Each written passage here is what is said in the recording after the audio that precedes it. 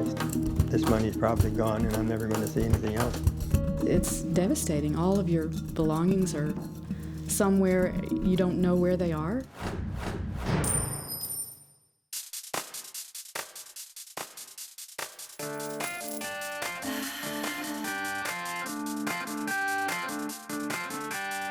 They say the best things in life are free, but you can give them to the birds and bees. I need money.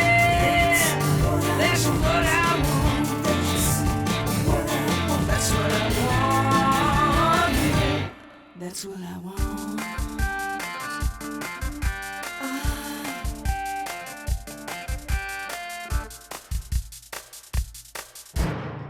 Fighting fraud is a never-ending battle for law enforcement. Do you know who has access to your credit cards?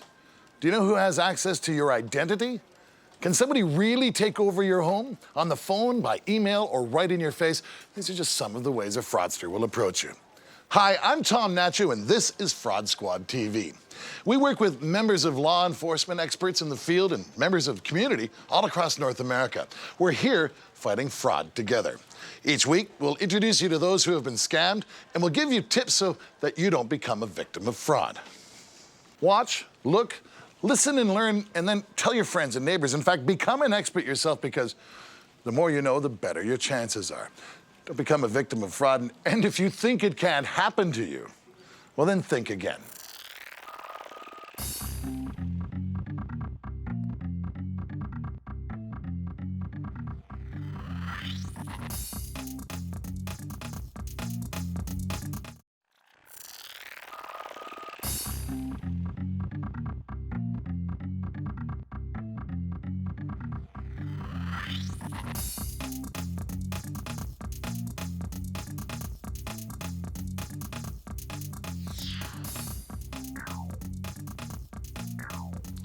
Fraud on the move.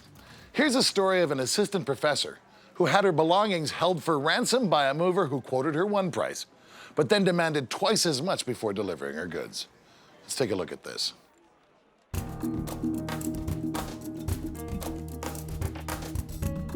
It was 6 years ago, but a woman that we'll refer to as Anne remembers it as if it were yesterday.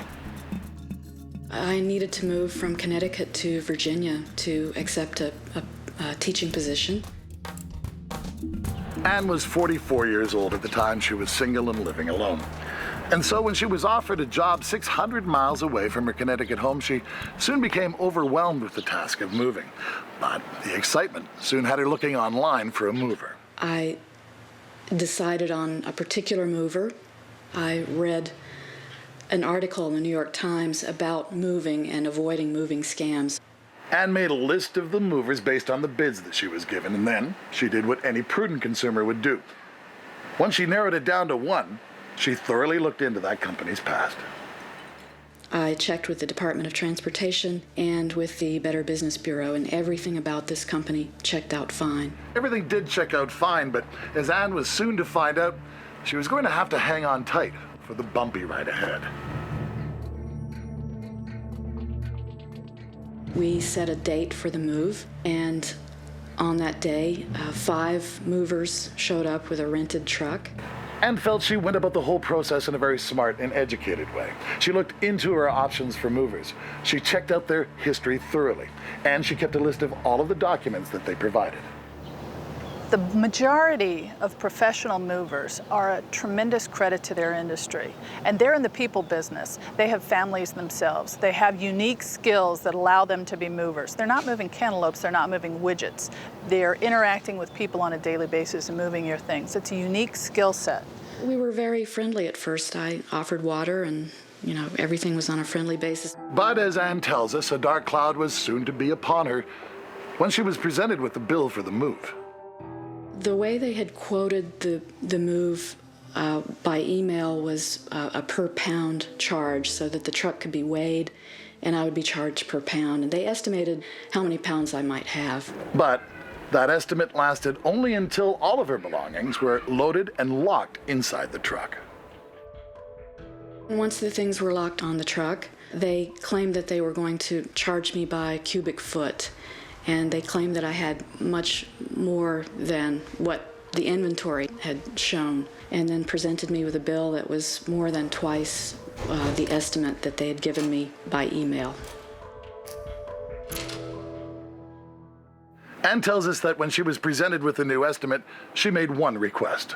I told them that I'd been quoted by pound, and I asked them to go to a weigh station on the highway and weigh the truck and give me the weight ticket so that I could pay that way when they delivered the goods. And they said okay. But in the end, they didn't end up doing that at all. It's devastating. Sadly, Ann's story is not unique. There's a website called movingscam.com that's dedicated to helping people out who have suffered this type of fraud. In fact, they tell us that in July alone of last year, they received 120 complaints.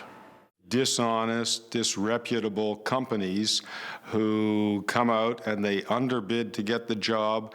Then once they've loaded everything up and they've got everything secure in their truck, they say, well, we thought it was going to take 3 men, 1 truck, 6 hours, but it took 4 men, 8 hours, and this, that, and the other thing, and now the price has doubled. Ann did manage to get her belongings back.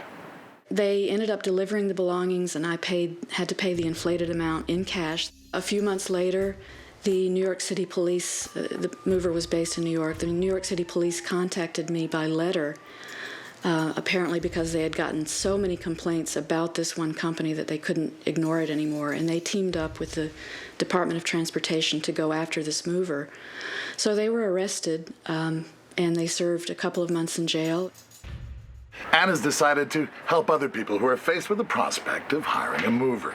We have a consumer advocacy website called movingscam.com, and first of all, we try to prevent this from happening to people. Probably the best thing to do is just go by word of mouth, use a mover that someone you know has already used and found to be reputable.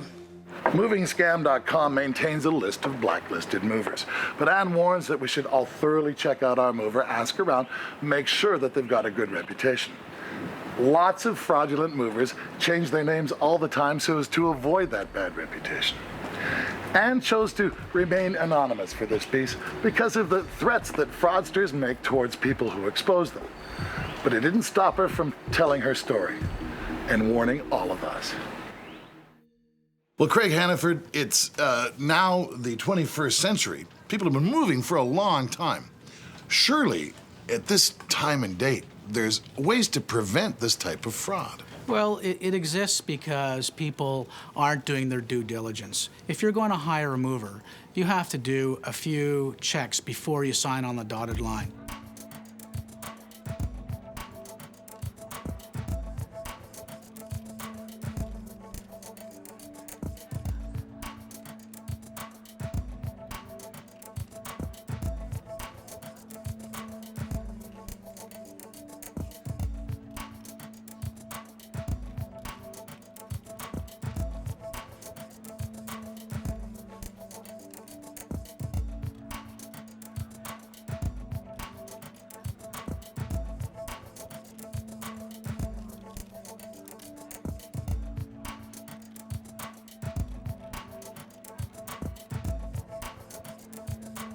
The best thing you can do is to make the proper checks of the moving companies that you're hiring. Craig Hannaford, thanks a lot for looking into this for us. We'll be right back with more Fraud Squad TV.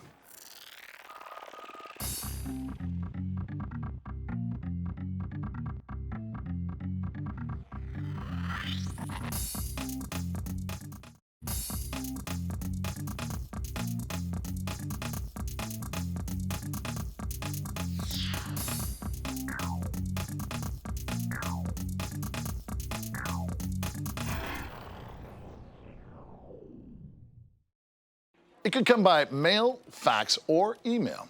It's called the Nigerian letter, or the 419, which is named after the penal code in Nigeria. The scam's been in existence for over 25 years. It originated from Nigeria, but now it comes from many other countries. It can take something even more valuable than your money. It can take your life. You're about to meet a doctor who fell into the trap. Let's take a look at this. At this point in this experience, I had already given these people $60,000, or very close to that, maybe a touch more, and plus the expenses of phoning back and forth and all these faxes and things. So it was mounting up to the point now, and I realized this money is probably gone and I'm never going to see anything else. Some years ago, Dr. Axelson received a fax from Nigeria about some oil industry money. A lot of money. Nigeria has been tagged as being the mecca for the 419 scam, but they are now, they've crossed all the borders. That's the thing about the internet. You can execute these scams from virtually anywhere. The victim does not come from any walk of life. They're not poor, particularly. They're not particularly wealthy. They're not particularly well educated, and some of them are quite well educated. It is fascinating. It crosses all sections of life. Often on these 419 scams, the victims will receive large amounts of documentation that appear to come from legitimate Nigerian government offices, such as the Central Bank of Nigeria or the Nigerian National Petroleum Corporation. And the documents look official. They've got all sorts of stamps and signatures. But the fact of the matter is they're just bogus, fraudulent documents. I received a fax from an official who claimed himself as a doctor, and he was an official from a group of people in Nigeria who had a bunch of money over there that was overcharges of contract situations with the oil industry. And they invited me to help them to get it out by allowing them to transfer these funds. It was $15.2 million into my account, and they were willing to share 30% of it with me. 60% went with them, and then 10% was to be allowed for expenses for both sides. Within hours of replying to the fax, an endless wave of impressive-looking documents started coming to Dr. Axelson, and they kept coming for months on end. The first time they asked me for money was they were going to send over 2 government officials from the Bank of Nigeria, plus my contact man in Nigeria, to come over here and finalize the delivery of this money to me in Canada. At first, it seems to be a very clean transaction. Millions of dollars, I get a percentage, and all I need to do is to set up an account for this transaction. Dr. Axelson was told that $2.8 million would be deposited into his account if we just helped get the money out of Nigeria. It was too tempting to resist, especially since he checked with his financial advisor and was told that what harm could it do just to check things out? I'm not a millionaire by any way, shape, or form, and I take advantage of situations that might help improve my financial situation. And I looked upon this opportunity as one of those. At this point in this experience, I had already given these people $60,000, or very close to that, maybe a touch more. So it was mounting up to the point now, and I realized this money is probably gone and I'm never going to see anything else. They told him to bring another $20,000 for expenses and bring it to Amsterdam, where he would receive payment. It was set up that I would go to Holland, where the money would be transferred to me in cash, because they couldn't wire it out anywhere. So they would secretively take the money to Holland and give it to me there. I had to bring along $20,000 US in cash to cover some of the costs of this transfer. After arriving in Amsterdam, Dr. Axelson met with several men in an old building. They opened up this big trunk. It had to be 3 feet long, 2 feet high, and 2 feet wide. And it was at least 2/3 or 3/4 full of American money, $100 bills. And they said, help yourself, fill your briefcase. Well, I looked at all this money, and I looked at them, and I figured, well, if I walk around Amsterdam with a briefcase full of money, first thing they're going to do is set me up for a robbery, and I would lose it all and maybe get hurt in the process, so I declined. Amsterdam is one of the locations, but it's not the only one. What they do want to do is they want to control the environment. They don't want to come to your location, they want you coming to their location. And I gave them the money, and then they went on their way. The next day, a man calling himself Dr. Thompson Brown dropped another bombshell on Dr. Axelson. Between my contact in Nigeria and this Mr. Brown, They could come up with $25,000 of this money, but I would have to come up with the rest. I said, well, I can't come up with that just off the top of my head. I'll try and contact home and see what I can do. In a fit of desperation, Dr. Axelson called his wife. My wife wasn't having any part of this. She said to herself, there's just no way I'm going to come up with this money. I can't get this money for you. Fortunately, his wife convinced him to come home and contact the police. When we first met Dr. Axelson, he was still a believer that he was actually involved in a legitimate sort of investment. So what we did to convince him is we showed him all of the Nigerian advance fee letters that people had turned into us over the years. They decided that maybe there's a way we can catch this rascal over there, but we have to have the help of the Amsterdam Police Department. Most 419 scammers never get caught or go to jail, but not this time. When I contacted him, this Mr. Brown, they went back to the same hotel that I was originally in and rented 2 rooms, one side by side with an adjoining door. The plan that we had with Dr. Axelson and the Dutch authorities was to tell the suspects in Amsterdam that Dr. Axelson was returning with approximately $60,000 to make the next payment. And the police had set it up so that I was to walk him down to the bottom, to the lobby, and when I shook his hand, that was the signal that that was the guy. As Dr. Axelson was about to hand over the money, that's when the arrest was made. Thompson Brown spent a year in an Amsterdam jail and then another 6 months behind bars in Canada, but there was more to come. When Dr. Thompson Brown was arrested, he had a notebook on him, and the notebook contained all sorts of names and phone numbers of people all over the world. When I say all over the world, I mean everywhere from the United States to Papua New Guinea. That notebook led them to a victim in upstate New York who had lost hundreds of thousands of dollars to Brown. And that cost him another 5 years in jail in the U.S. I felt sorry for myself that I was such a sucker to get involved in such a scheme as this. But it was so convincing with all these documents and the malarkey that I was fed. It just fed my greed, I guess. And it's a scam. Shred it, ignore it, rip it up. It's a complete and total scam. Although Dr. Axelson found the sting exciting, he still feels the sting of the money he's lost. So how do you make sure that something like this doesn't happen to you or a family member? Take Craig Hannaford's advice and never respond to these type of offers, no matter how tempting they are. unfortunately, I retired with a considerable debt, and I'm still trying to pay off that debt. So I'm still looking at entrepreneurial things, but not such dangerous ones. Well, Craig Hannaford, this has been going on for 25 years. You've been in law enforcement for 25 years. How can this thing still keep working? It's not going to stop working because as long as there are people out there who perhaps are a little bit greedy, are looking for their ship to come in, it'll keep working. Dr. Axelson is such a well-educated man. He's successful, run many businesses. How does a man like this get taken so far down the river? Well, these fraudsters, they know how to play to human weakness. One human weakness is, of course, greed, and people will be chasing that money and do anything they can to get it.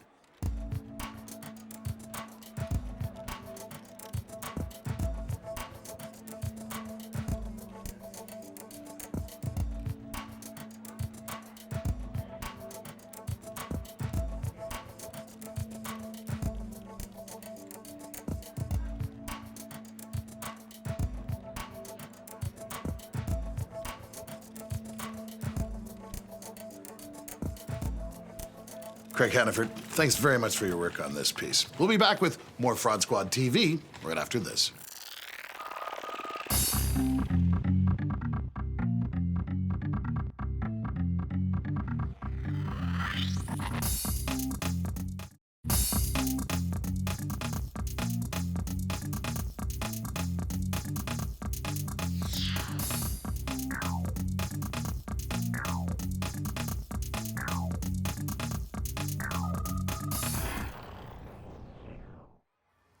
Have you or anyone you've known been the victim of a fraud or scam? Unfortunately, many of us have, and fraudsters rely on us letting our guard down. Email is a great way of communicating. It's fast and convenient, but we've become so used to it that we don't always use caution. An unbelievable 10% of people still click on embedded links in suspicious emails. And every time they do, they expose themselves to a variety of frauds. In this segment, Fraud Squad TV takes it to the street to hear some of your stories. I have been defrauded. I had a lease, and so I was putting myself out on the internet, and I was posting sublease. I got an email from a girl that was saying that she was a model from Nigeria. I asked her if she was gonna come, and she said yes, and she needed me to send her $25,000 or $2,500 to buy a ticket to come over here. It was some really big, messed up story. I was this close. My dad went to the bank, got the check, was about to send it, and then I was like, this is too fishy, this is really weird. And then I did some research on the internet, and I found out that it was like a scam. I myself haven't been defrauded, but my friend has, and he got his banking stuff actually defrauded. He got an email, he saw it like 3 in the morning, it said it was from bank. It's saying all this information, we're going to close your account if you don't give us all your information right now because of some sort of issue. I guess he was half asleep or whatever.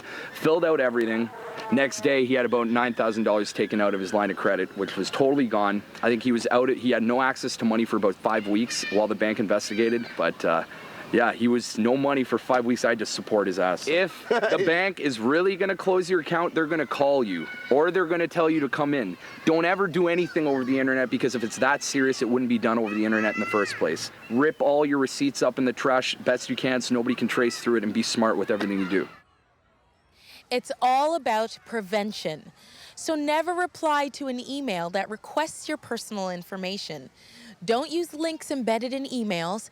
Instead, go to the web page directly by typing the web address in your browser. And protect your computer with up-to-date antivirus software and spyware filters.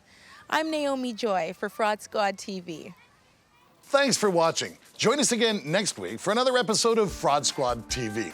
And remember, you can visit our website for more information on today's show. To learn more about fraud or to tell us your story, go to fraudsquadtv.com. Let's fight fraud together.